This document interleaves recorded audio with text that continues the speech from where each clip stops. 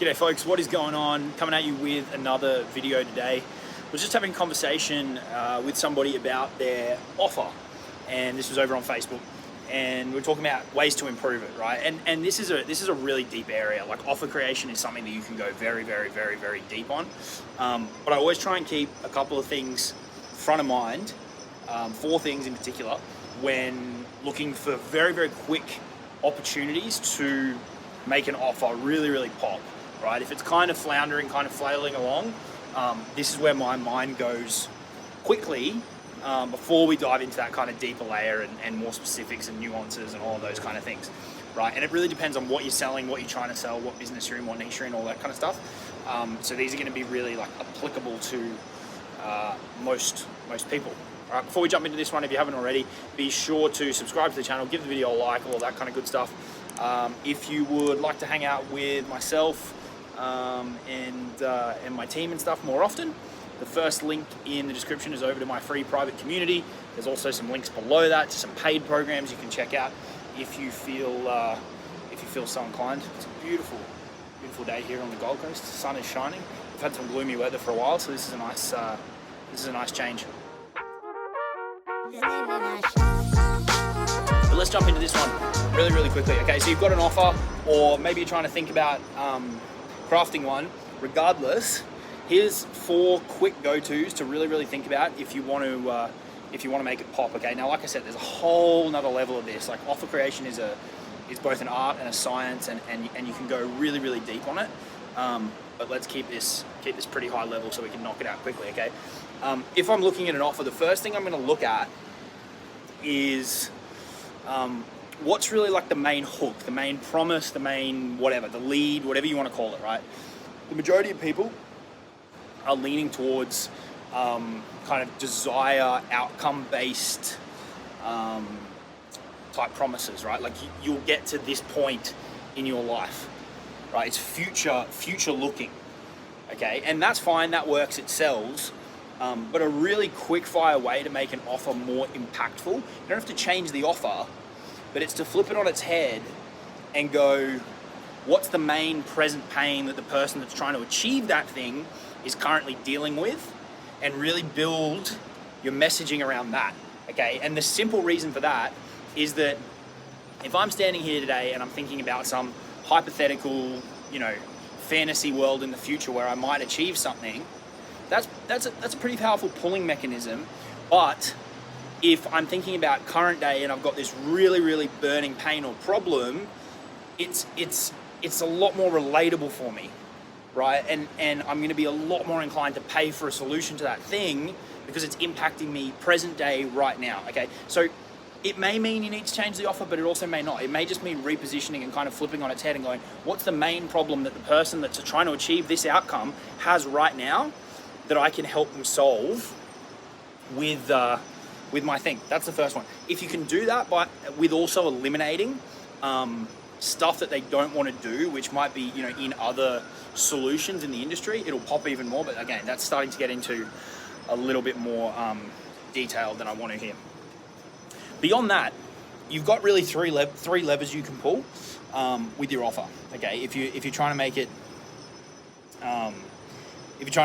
it close sales more easily. The first one I don't really like, which is you can lower your price, right? It works. If you discount stuff, it'll sell, but it's typically not something that I like to lean on. What I do like to lean on, though, is offering more favorable payment terms, right? And people lean away from this, like longer terms, because they're worried about not collecting. There's some deeper math you can go into, but making it easier for people to say yes, spreading out payments over longer terms, right? So for example, my inner circle is over 10 payments, right? And I'm very selective about who I let into that because I don't want people kind of coming in and then disappearing, but it makes it a lot easier for them to say yes, okay? So the first option you do have is discounting, which will get sales, but I'm not a fan of it, right? Rather, what I would encourage you to look at is your pricing strategy, okay? The second one that you've got, or the third, I guess, at this point in our sequence, is increasing the value, okay? Increasing the value of the offer. All right, so this would mean you keep the price the same. You may even increase it, but you're increasing the value of what they are going to receive. All right, now if you position it the right way using the thing that we mentioned at the start, you're probably going to increase the perceived value just through that alone.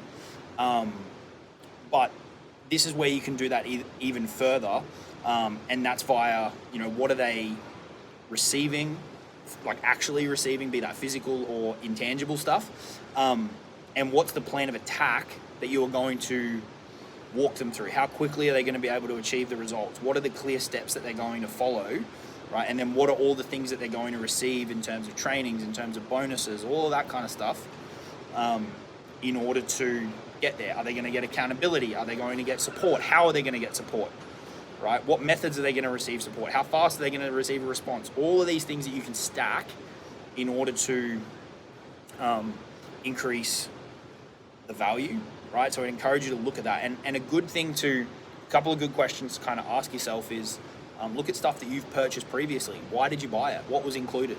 Was it a certain bonus? Was it a certain support? Was it the main hook? And think about how can I kind of weave that into my model. Other things to look at are, what are the main objections, right? Like, what are the main things that are going to hold people back from purchasing this thing? And if you build your plan of attack, you build your bonuses around overcoming that, you're going to make it way easier for people to say yes. And like I said, we can go way deeper on this, but I just want you to understand the core levers that you can kind of pull.